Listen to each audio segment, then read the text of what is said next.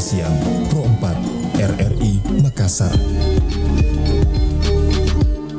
Masih di Pro 4 RRI Makassar, Sari Batu Malah Berku, di mana saja berada sahabat budaya, di mana saja berada, kita berjumpa di siang hari ini di obrolan tematik dan ini mengenai pengendalian inflasi sahabat budaya, dan ada alhamdulillah kita sudah bersama narasumber di siang hari ini.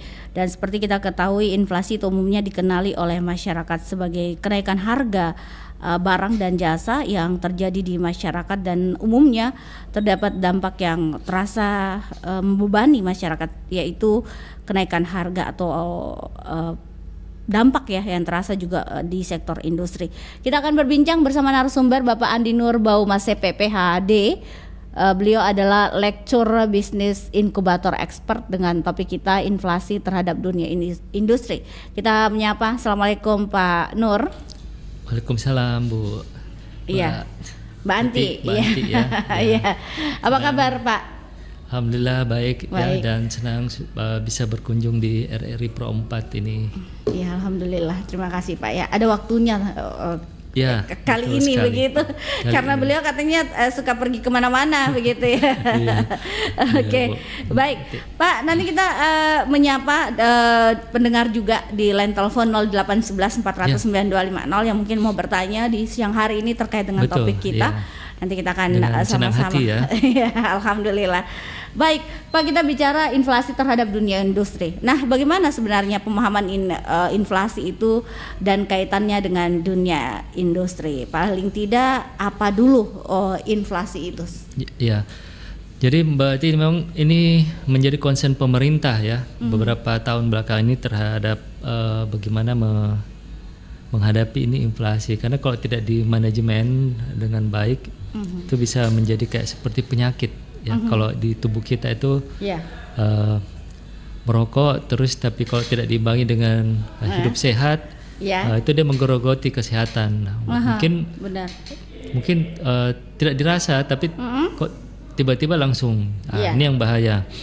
Jadi inflasi itu sebenarnya secara sederhana saja biar kita bisa pahami dalam perspektif ekonomi, ilmu ekonomi ya, sebenarnya itu kondisi di mana intinya ada tren kenaikan harga barang-barang di masyarakat ya. Ya, tapi kenaikan itu sebenarnya terus menerus. Nah, ini yang sebenarnya yang berbahaya pada suatu periode tertentu. Jadi bila itu terjadi tentu sangat buruk dampaknya bagi perekonomian ya. Pertama daya beli ya, misalnya di depan saya ini ada salah satu air minum kemasan, tapi kalau tidak terasa inflasi, biaya produksinya naik dan lain-lain sebagainya, mulai dari plastik apa semuanya itu artinya naik harganya. Dulu kita bisa beli dengan uang 10.000 bisa dapat 3, sekarang tinggal 2. Berarti itu kan secara logika mempengaruhi daya beli masyarakat.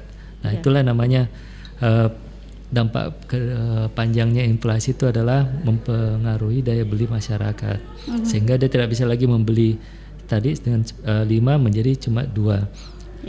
Ya, kurang lebih seperti itu gambarannya ya. Iya, itu gambaran tentang inflasi itu apa Pak Nur ya.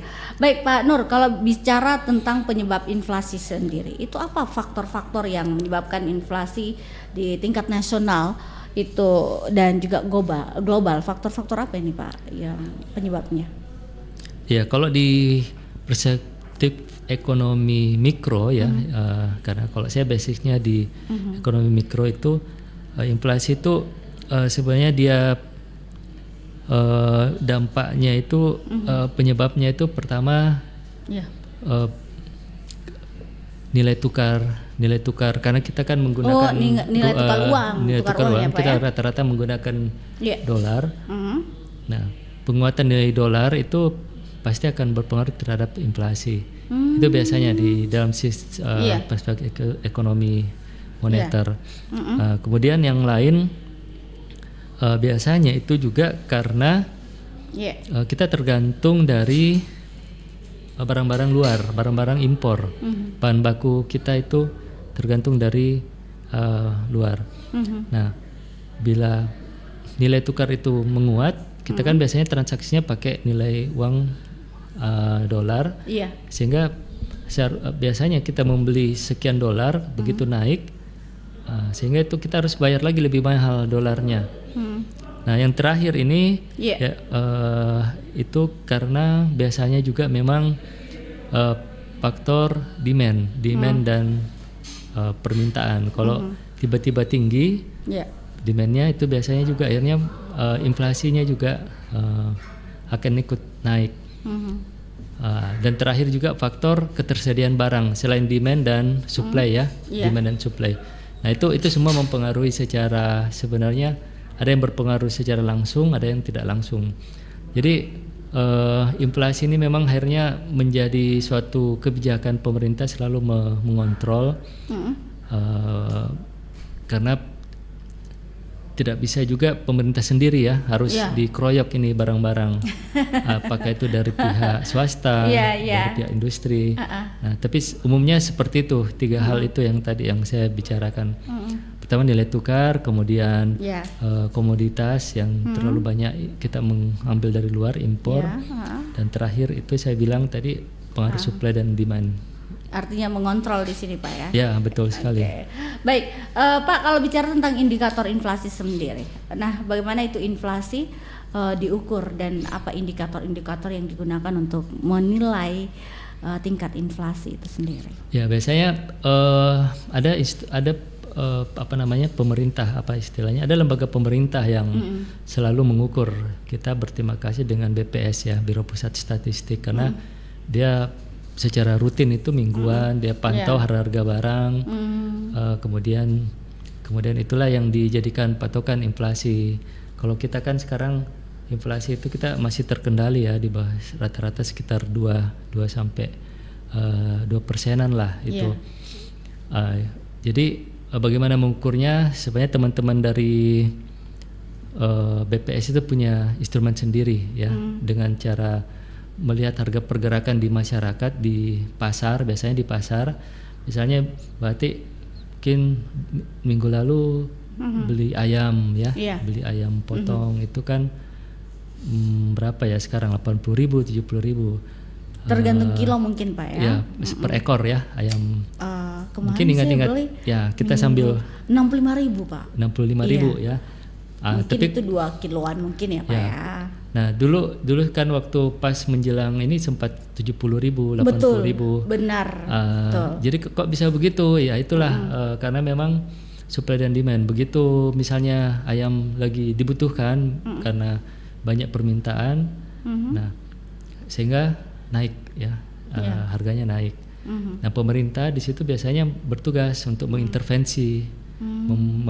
Misalnya di operasi pasar meminta bahwa penjual jangan terlalu naikkan harga biar masyarakat bisa membeli itu. Nah atau kalau misalnya komoditas secara umum lah, misalnya beras ini kan hampir berapa ya per kilo ya, 6.000, 8.000, 14.000 ya, mungkin tergantung jenis kualitasnya. Tergantung Pak. Kemarin saya beli 25 kilo. 20 kilo ya, berarti ini beras mahal ini kayaknya berarti ya. Harganya 300 lebih, 335 per 25 kilo Pak. Saya ingat 1 tahun lalu masih 200-an. Iya benar. 210. Betul. Nah itu kenapa kalau berarti Pak kenapa mahal? Itulah yang namanya inflasi. Oh itu karena namanya inflasi. Permintaan beras itu supply-nya juga itu berkurang, maksudnya kurang ya Pak? Berkurang. Terus permintaannya biasanya tinggi. Tapi kenapa lagi Pak tiba-tiba mahal lagi berasnya? Bisa saja jenis berasnya. Kalau beras dari luar didatangkan diimpor masuk ke sini. Akhirnya juga karena beras di lokal itu harganya mungkin tinggi, orang ngambil beras yang dari luar. Nah akhirnya beras lokal biasanya turun. Tapi kok bisa tiba-tiba naik lagi? Nah itu disitulah namanya tadi supply dan demand ya, itu harus dijaga. Jadi kalau misalnya tiba-tiba naik lagi harganya, pemerintah biasanya membuat kebijakan melarang dulu ada impor, pengaturannya seperti itu dan bentuk kebijakan ya. Nah tugasnya itulah di daerah dibentuk namanya tim TPID, tim pengendali inflasi daerah untuk mengontrol semua harga-harga sehingga masyarakat itu bisa membeli suatu komoditas itu dengan range tertentu, tidak terlalu tinggi ya. Nah, kalau tidak ada peran pemerintah, akhirnya kita bisa juga membeli beras. Akhirnya dulu Mbak Atik bisanya beli 1 kilo, tapi karena merasa sudah mahal 300 ya cuma belinya setengah kilo. Jadi tapi secara jangka panjang akan berpengaruh lagi ke petani yang biasanya drop di pasar sampai 10 kilo cuma karena Mbak Atik cuma belinya setengah, barangnya tertinggal. Iya juga. Karena Numpuk mahal. Dia, Pak, ya, jadi memang begitulah logika ekonomi seperti itu. Jadi memang masalahnya makanya inflasi itu selalu harus diamati terus menerus. Dikontrol gitu. Dikontrol, Pak, ya. Oleh pemerintah mungkin atau masyarakat sendiri? Ya, kayak yang bisa mengontrol itu pertama pemerintah karena dia punya instrumen ya. Biasanya yang paling banyak bertanggung jawab itu biasanya Bank Indonesia dengan mempengaruhi biasanya dengan kebijakan moneternya. Mungkin kalau tidak terlalu familiar, tapi intinya pemerintah mengatur dengan kebijakan moneter yang bisa diatur oleh Bank Indonesia itu jumlah uang beredar. Kemudian pemerintah lagi mengatur dalam bentuk tarif, pajak dan distribusi dan lain sebagainya. Itu banyak sih ya.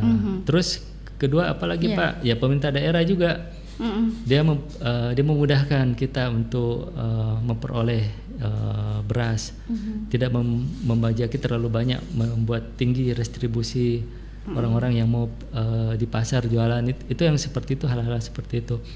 Tapi itu yang bisa dikendalikan. Tapi yang tidak bisa dikendalikan banyak lagi. Misalnya kondisi di luar.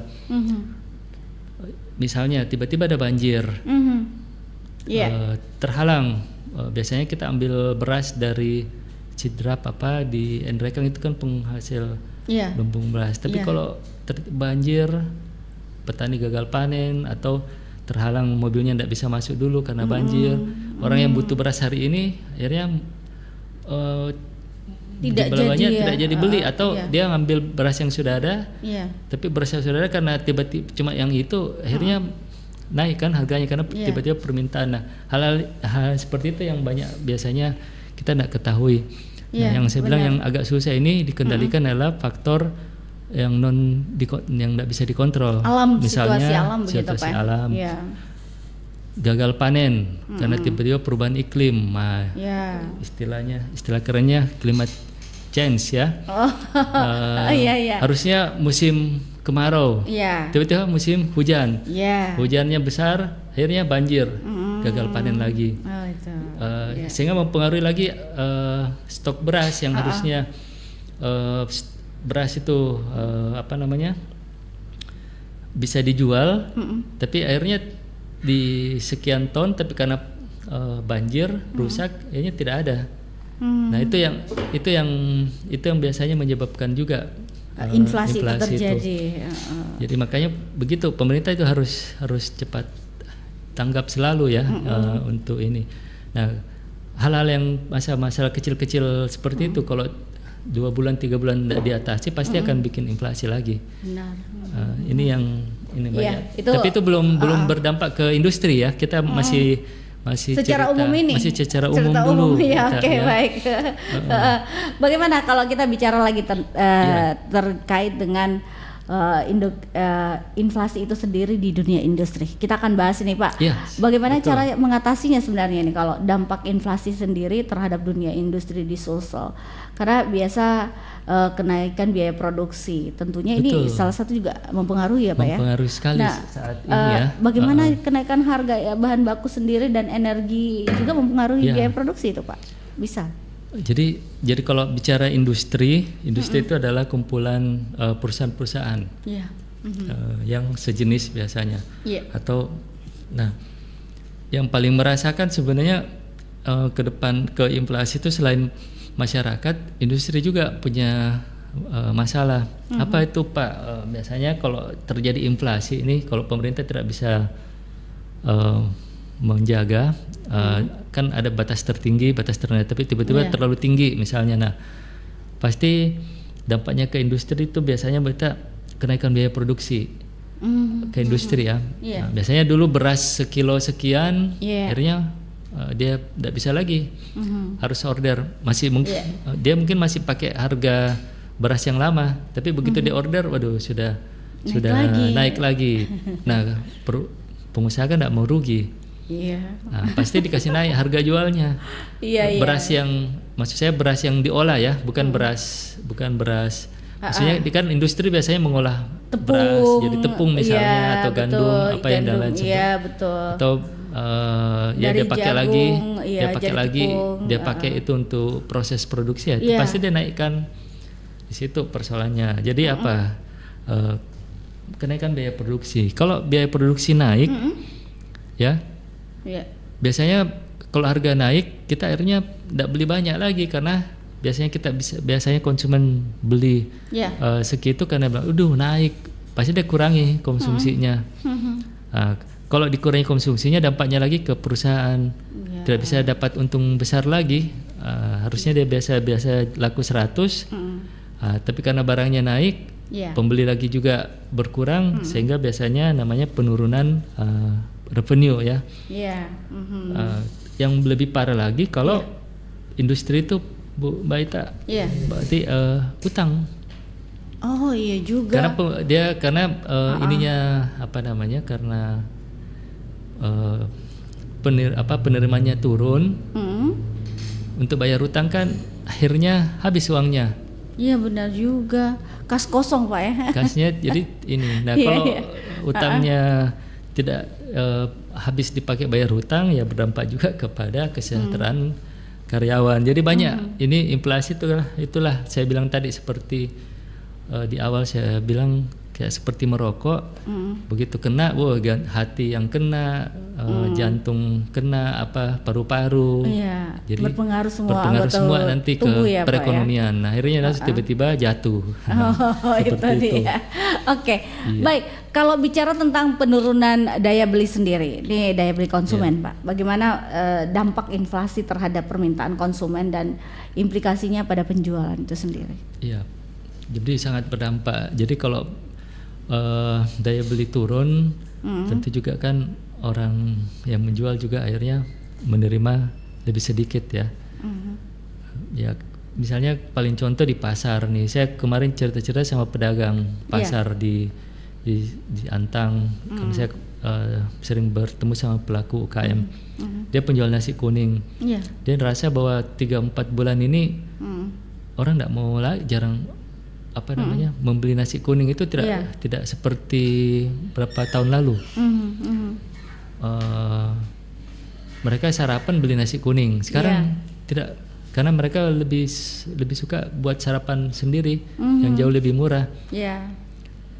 Kenapa? Karena memang uang untuk dipakai untuk beli nasi kuning itu sudah terlalu mahal menurut dia, dengan 15.000, 20.000. Dengan uang sendiri dia beli saja yang bisa dimakan. Orang kan kalau banyak uang kan lebih suka jajan. Ya benar. Belanja di luar, jebret-jebret. Nah, sepertinya mereka mengurangi belanja di luar. Nah, mendingan ini pedagang bikin sendiri begitu maksudnya. Jadi ya jauh, walaupun mungkin agak repot, tapi ekonomis. Tapi bisa menghemat kan. Nah, coba bayangkan penjual nasi kuning sudah merasa seperti itu. Nah, dia cerita lagi pedagang pasar. Dulu kalau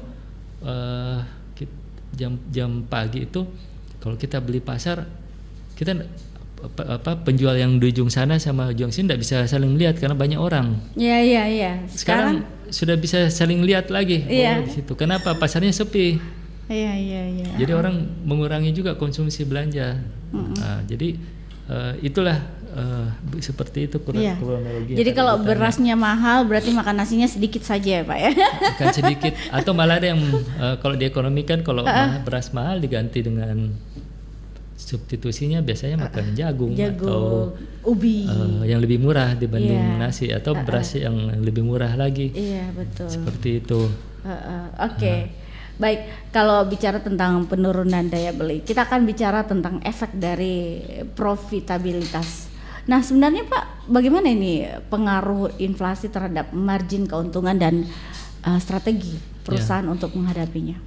Ya, pasti perusahaan akan berkurang tadi Bapak sudah jelaskan profitnya ya. Jadi kalau terjadi inflasi itu perusahaan sudah harus siap-siap bahwa mengurangi. Nah, tapi sebenarnya begini. Bukan mengurangi pekerja ya Pak ya?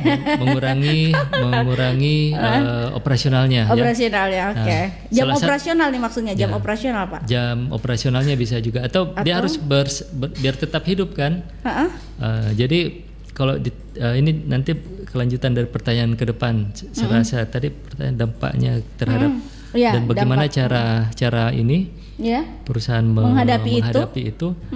Nah, ini yang lebih parah lagi. Jadi bisa saja dia PHK orang. Nah, itu tadi pekerja. Karena permintaannya sudah sedikit. Sama seperti tadi yang contoh nasi kuning, dia punya pegawai. Karena sudah tidak terlalu sibuk, akhirnya pegawainya dia berhentikan, dia yang melayani sendiri saja. Karena permintaannya sudah berkurang kan. Nah, begitu juga perusahaan biasanya dia mem-PHK.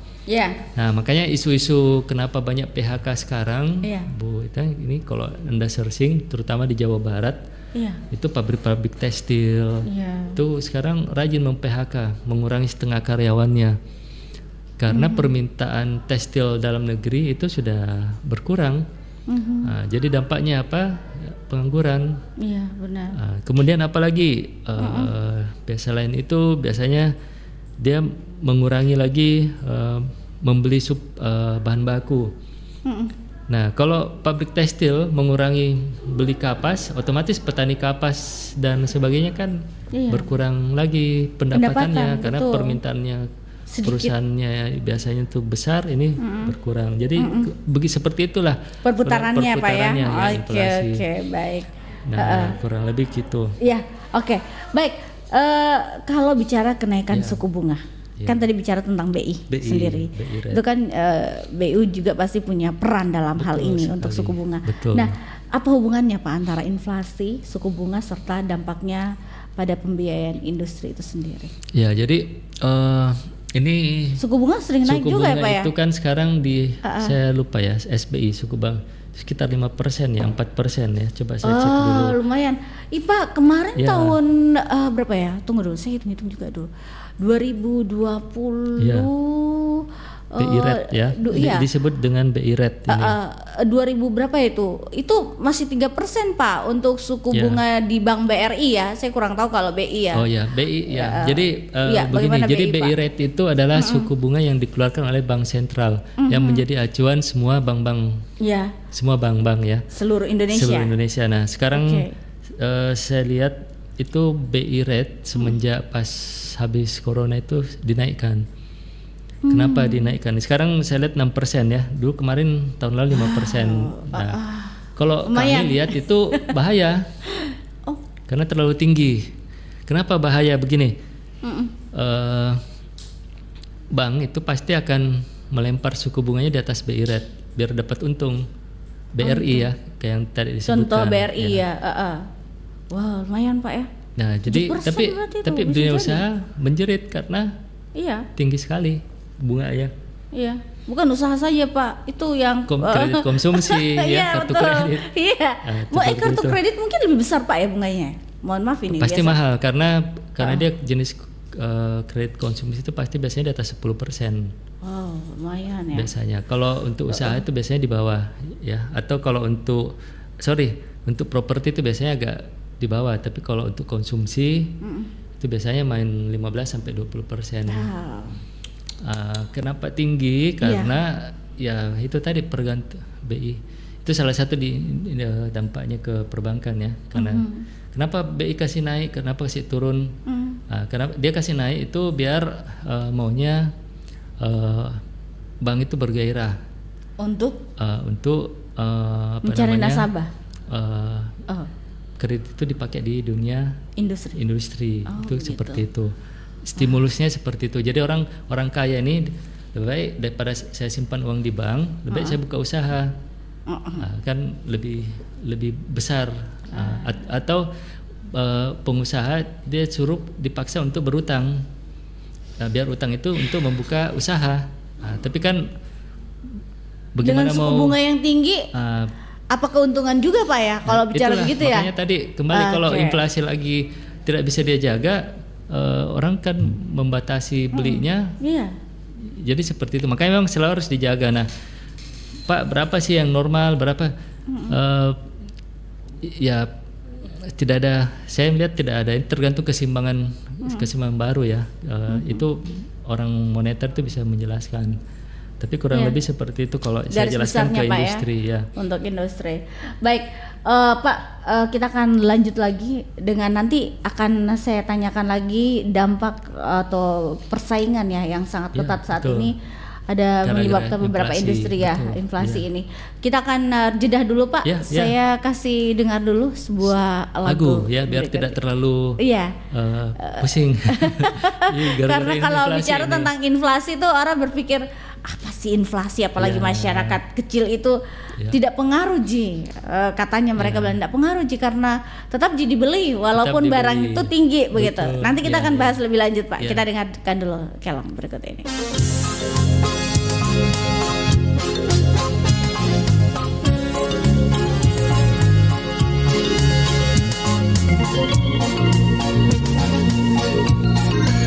Saya Anci Larici dari Lakbang Tulis bilangnya Riki Programa 4 RRI Makassar 92,9 FM. Jangan lupa di lestarikan budayata. Buta goa kala piranta makna sana buta masungguh anjo tuma butana tuturi pangadakang sungguh minang sakit limpungan mente sasak bala lompoan baji asemi kapang dipuji kamajuana lima linoki ranu-ranu dibilik-bilik disengka riba rombong kicek-kicek riba jengkit mekang-mekang anjo di benteng somba asere bala adakang di Sulawesi Selatan sere hidup polen rikatangka baranita malombasi dan matawang buta goa kala diranta turut nyawa pamarentata tuli masa imena ala satu mabutana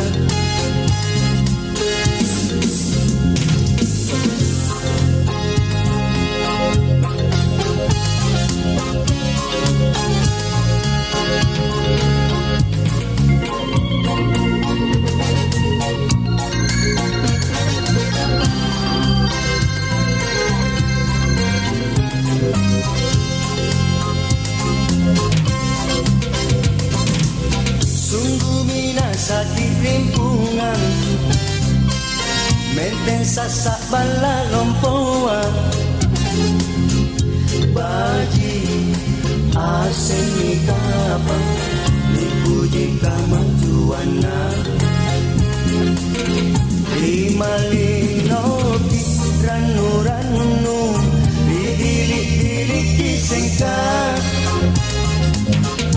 riba rombong kicek-kicek riba jengkit mekang-mekang anjori benteng somba obu asere bala adakang di Sulawesi Selatan sereri polen rikatangka burung tu baranika malombasi dan matawang buta goa kala piranta turut nyawa pamarentah tuli masa ilena kala satu mabutana tuli masa ilena kala satu mabutana tuli masa ilena kala satu mabutana tuli masa ilena kala satu mabutana.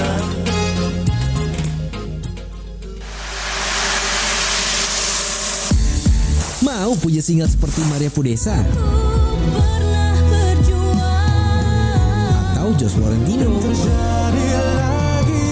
Yuk ikutan Bintang Radio Indonesia 2024 dengan cara download aplikasi RRI Digital di Play Store dan juga di App Store. Daftar, lalu upload video kamu menyanyikan lagu dan terjadi lagi Jos Florentino untuk peserta putra dan pernah berjuang Maria Pudesa untuk peserta putri. Mainin suaranya juga ada di situ ya. Ikuti seleksi di kota kamu dan berkesempatan masuk ke tingkat nasional yang grand finalnya di Surabaya. Pendaftaran di RRI Digital ditunggu sampai dengan 30 September 2024. Info lebih lanjut di akun official Instagram bintangradio.id. Bintang Radio Indonesia.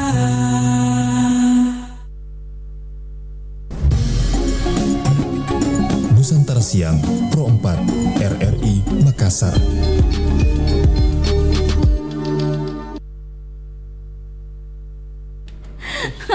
Iya. Baik, terima kasih Pak Nur. Kita ada berbincang Ya. sedikit di belakang layar tadi terkait Ya. dengan topik-topik kita yang akan topik kita yang dibahas tentang inflasi. Tadi pesimis, mungkin kita sekarang harus optimis. Optimis begitu ya? Nanti optimis Aduh. lah. Kita singgung hal optimisnya lah. Kalau optimis ya. Iya. Baik, Pak, kalau bicara tentang tadi ini dampak ya, bagaimana persaingan yang sangat ketat saat ini ya. dengan juga beberapa industri yang ada yang pastinya ya terpaksa lah mungkin ini tutup ya, Iya, kemungkinan bisa tutup atau juga PHK karyawan yang tadi PHK, Bapak sudah ini, terutama tekstil tadi itu. Ya, Nah, betul. bagaimana sebenarnya mengatasi hal ini, Pak? Nah, jadi itu tadi aspek pesimisnya ya. Tapi beginilah, Beta ya. Kalau saya itu dibalik selalu ada hikmahnya. Di balik krisis, misalnya itu pasti ada peluang. Iya. Nah, peluang apa yang bisa diambil oleh pelaku industri dengan adanya inflasi ini? Sebenarnya juga dia bisa istilahnya meresign ulang atau merestrukturasi ulang usahanya. Maksud saya, dia harus berpikir ulang. Bagaimana sih saya menjalankan usaha ini jauh lebih baik lagi, jauh lebih efisien dan jauh lebih terjangkau. Itu dampaknya, sehingga pengusaha itu harus berpikir ulang. Nah, salah satu caranya sebenarnya mau tidak mau itu para industri atau pimpinan perusahaan itu mau tidak mau harus menggunakan teknologi dalam arti teknologi informasi kah, atau teknologi yang disebut yang kalau kita kenal itu misalnya IoT, Internet of Things, kemudian menggunakan teknologi cloud. Dia mau tidak mau Cloud harus itu apa, Pak? cloud Robot? itu teknologi internet yang berbasis di awan. Tidak perlu lagi kita Satelit namanya? begitu maksudnya? Cloud itu adalah teknologi penyimpanan yang berbasis di kalau cloud di atas apa namanya? Tidak perlu sewa besar. Sekarang kan komputer enggak besar-besar lagi, dia kecil karena semua modem begitu maksudnya. semua memori semua disimpan di awan lah, kita bilang di cloud. Nah, begitu. Ya. Nah, itu dia harus seperti itu. Nah, tapi persoalannya Pak, SDM. SDM kan harus berubah, punya keterampilan baru lagi. Nah, belajar lagi. Disitulah ini. Nah, saya kasih satu contoh misalnya. Iya. Kenapa tekstil Cina itu murah? Karena beberapa tekstil di Cina itu kan sekarang menggunakan teknologi. Dia menggunakan robot untuk menggunting. Sudah sedikit manusianya. Kafe-kafe di Cina juga kan kalau kita lihat ada beberapa tayangan itu dia sudah mulai baristanya diganti sama pakai mesin aja. Tinggal dia yang mengaduk, dia yang menggoreng. Karena kalau ada robot ya mohon maaf dia tidak perlu digaji. Kita cuma Dibeli investasi, satu kali saja. investasi saja dalam bentuk mesin sekian dan tidak perlu ada izin untuk cuti, tidak perlu bayar biaya BPJS dan lain sebagainya. Itu kan seperti itu. Jadi memang pengusaha harus ditantang untuk berpikir lebih kreatif lah, berinovatif. Nah, industri tekstil kita juga seperti itu karena industri tekstil kita itu kan hampir semua masih mesin-mesin tekstil yang hampir saya rasa tidak banyak berubah ya. Menggunakan tenaga kerja banyak seperti buruh rokok itu harus sampai banyak lagi.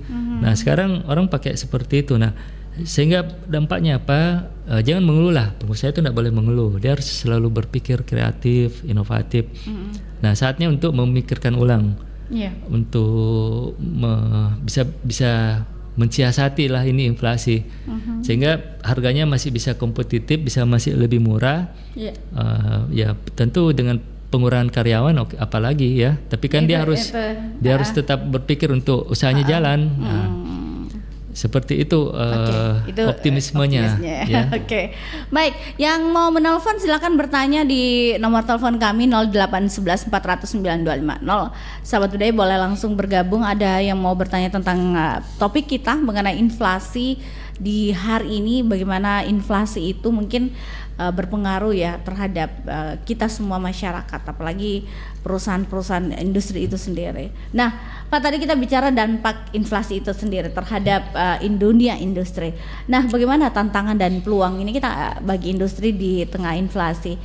Strategi mitigasi inflasi, Pak, ini apa sebenarnya langkah-langkah yang bisa diambil oleh perusahaan untuk mengatasi inflasi, seperti efisiensi operasional dan juga diversifikasi sumber daya? Ya, jadi yang saya mau diversifikasi ini yang saya mau intinya diversifikasi itu bahwa mau tidak mau perusahaan harus membuat produk ulang yang jauh lebih murah ya, lebih murah.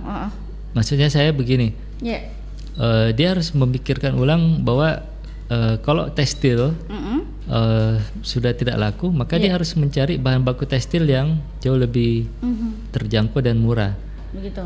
Dan dia juga harus memikirkan kalau tekstilnya sudah tidak digemari, tekstil apalagi yang dia harus buat, kembangkan. Produk apa ya, yang kaitannya dengan tekstil itu yang harus dia buat lagi, sehingga yang tidak ditawarkan oleh Cina kita buat.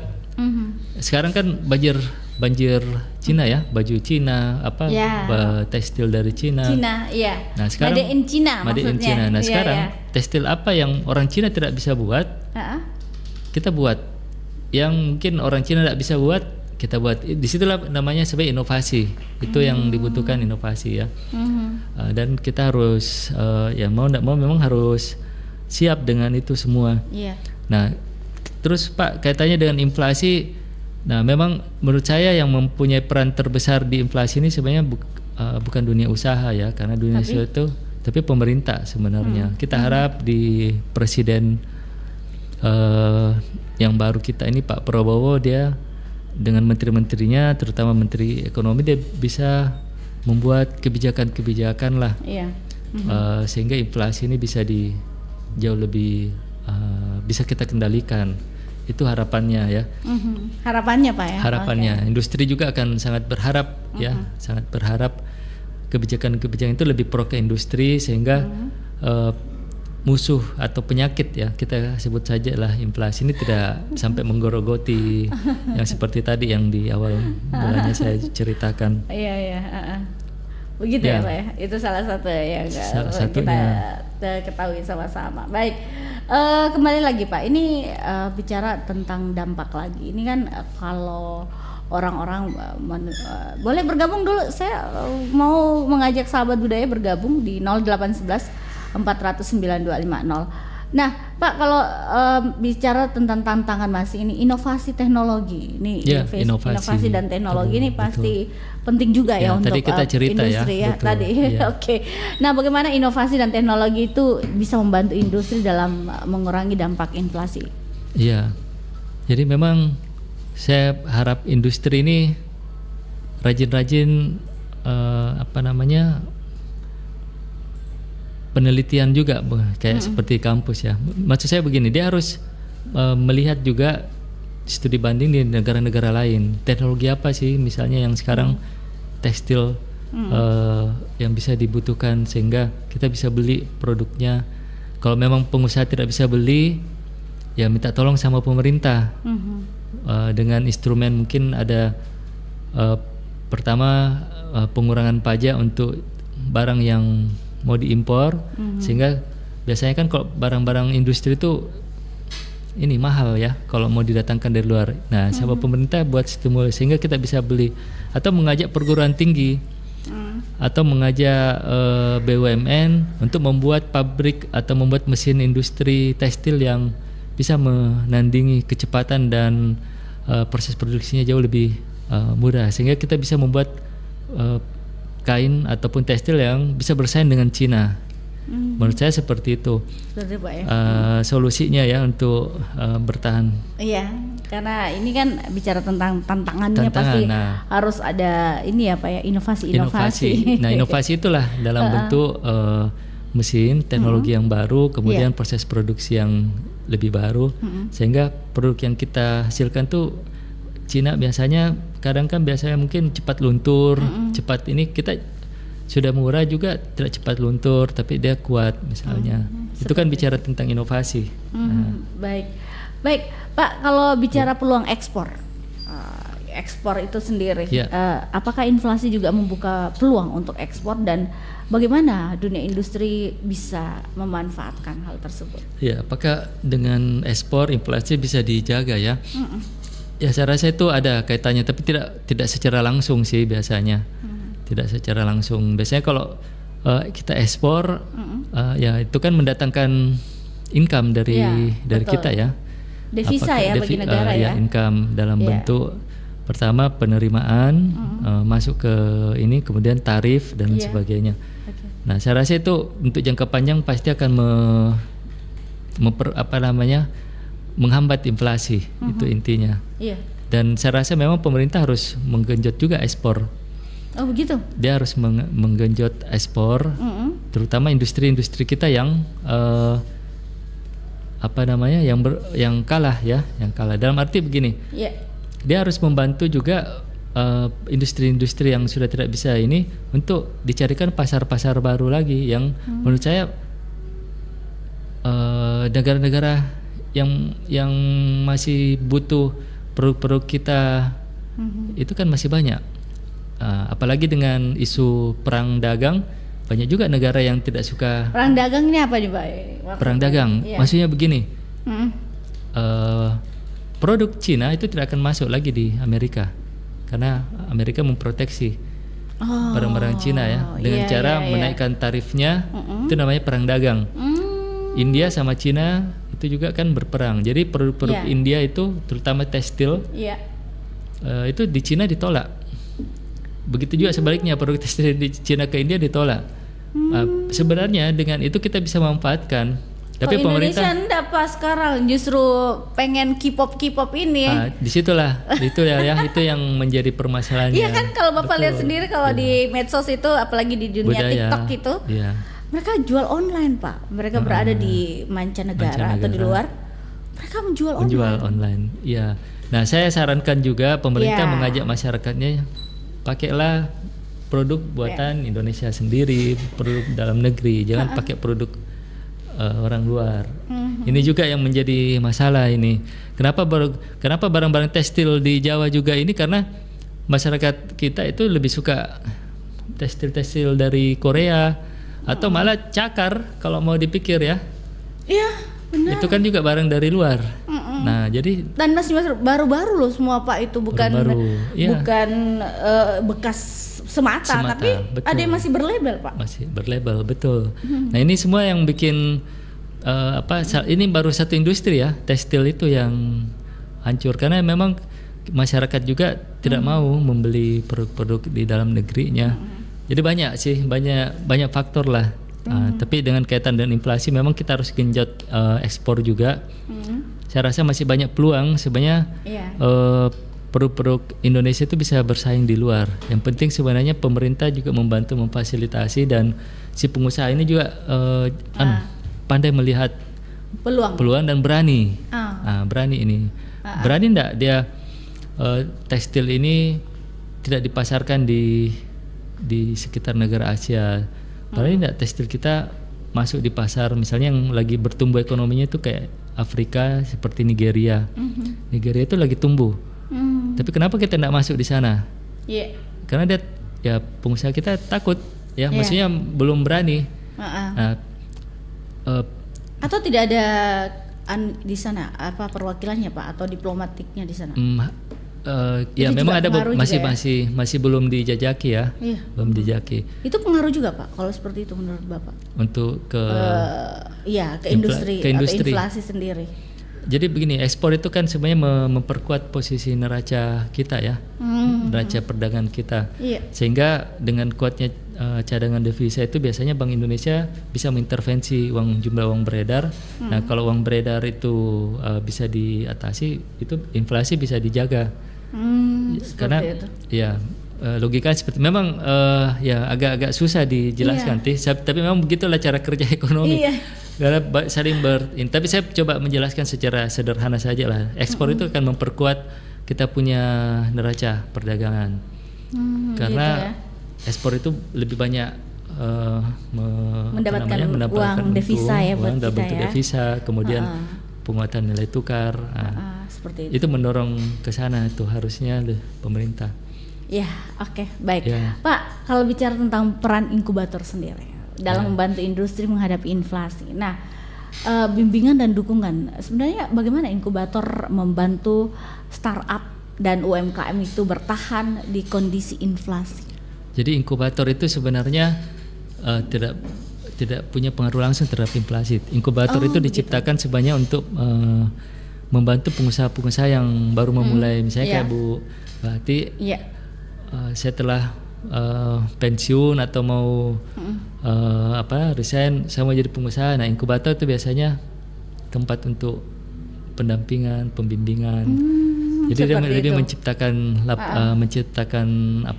pengusaha. Itu lebih ke situ. Tapi kalau dikatakan dari inflasi, ya sebenarnya ada juga ya, tapi jangka panjangnya. Tapi intinya kalau banyak pengusaha, itu kan jauh lebih bagus kalau banyak pengusaha, karena pengusaha ini kan membuka lapangan pekerjaan, sehingga yang dulunya orang PHK, karena PHK dia bisa lagi belanja, bisa lagi hidup. Nah itu sebenarnya jangka panjangnya Pak ya. Oke. Nah Pak, bagaimana dengan pembiayaan alternatif, solusi pembiayaan yang ditawarkan oleh inkubator sendiri untuk membantu perusahaan berkembang di masa sulit? Ya, jadi inkubator itu cuma lembaga, dia bukan lembaga perbankan. Dia tidak mendanai atau membiayai UKM. Tapi biasanya inkubator itu bekerja sama biasanya dengan lembaga perbankan. Karena inkubator itu kan tempat ininya lah, sekolahnya UKM. Jadi dia bisa membantu lah. Ini anak ini yang rajin, usahanya bagus, ini bisa dibiayai. Oh begitu. Begitu. Kalau kami di inkubator ya. Iya. Dilihat juga ya siapa yang rajin ya. Ya siapa yang rajin. Karena kalau pengusaha juga biar upload status ya dia malas, bagaimana mau laku, ya kan? Iya itu juga salah satunya Pak ya. Jadi itu juga diajarkan untuk strategi bagaimana. Di inkubator itu semua diajarkan strategi berusaha, mulai dari pemasaran, keuangan, kemudian promosi dan lain sebagainya. Iya. Keuangan itu juga Pak ya. Semuanya Pak. Oke Pak, tanpa terasa kita sudah di penghujung acara. Sebenarnya masih banyak yang mau dibicarakan, tapi yang terakhir Pak, mungkin rekomendasi ini, prediksi rekomendasi untuk masa depan bagi pelaku industri sendiri. Apa saran strategis untuk industri dalam mengantisipasi dan merespon inflasi itu? Yang pertama memang kita harus perbaiki sikap positif kita. Kalau kita sudah pesimis, apapun kita lakukan itu kan akan tidak jalan. Gitu. Tapi kalau sikap mentalnya pengusaha itu tetap optimis, tetap kuat, istilahnya jatuh dia bangkit lagi. Menurut saya itu yang paling dibutuhkan ya dibanding strategi-strategi luar ya. Jadi bagaimana strateginya untuk menghadapi inflasi? Saya rasa yang pertama bangun mental positif, bangun mental untuk selalu berjuang ya untuk mengatasi masalah itu. Ada masalah ya kita harus hadapi. Menurut saya itu yang lebih dibutuhkan di industri saat ini. Seperti itu Pak ya. Oke, baik. Terima kasih Pak untuk kedatangannya di siang hari ini Pak Nur ya untuk kedatangannya, dan alhamdulillah sahabat budaya kita sudah berbicara tentang bagaimana itu inflasi sendiri dalam hal ini pastinya punya pengaruh terhadap yang namanya jalannya roda kehidupan. Betul begitu. Sekali Bu Haryanti ya. Inflasi itu memang industri itu memang harus hidup sebenarnya nanti dengan hal-hal seperti itu. Iya. Jadi ini memang semua pengaruh untuk kehidupan kita semua ya Pak ya. Iya. Apalagi di dunia industri dan juga kita di masyarakat. Apalagi masyarakat seperti kita juga sebenarnya harus sadar inflasi. Maksud saya begini. Lebih bagus uang kita itu, kelebihan uang kita yang ini pakai bagusnya beli tanah cicil, karena tanah itu kan naik terus dibanding kita beli barang-barang konsumtif. Konsumtif itu kan, nah saya rasa memang sudah tepat saya rasa dari Pro 4 ini karena inflasi itu kan menjadi suatu budaya. Betul. Kita harus terbiasa seperti itu untuk gerakan budaya lah, sehingga inflasi itu kita bisa atasi dengan pendekatan budaya. Misalnya tadi nggak usah lah beli barang bermerek dari luar negeri, lebih barang lokal saja. Itu kan budaya ya. Tapi ujung-ujungnya kan juga bisa berdampak kepada inflasi, sehingga permintaan untuk produk luar negeri itu berkurang. Oke, baik. Baik, terima kasih Pak Andi Nur Bau Masepe PhD. Beliau ada lecture bisnis inkubator expert dengan topik kita di obrolan tematik RB pengendalian inflasi, yaitu inflasi terhadap dunia industri. Terima kasih banyak Pak. Sampai jumpa di lain kesempatan Pak Nur. Ya, terima kasih Mbak Yati ya, senang sekali bisa berbagi dengan sahabat RRI Pro 4. Iya, terima kasih banyak Pak. Assalamualaikum warahmatullahi wabarakatuh. Waalaikumsalam warahmatullahi wabarakatuh.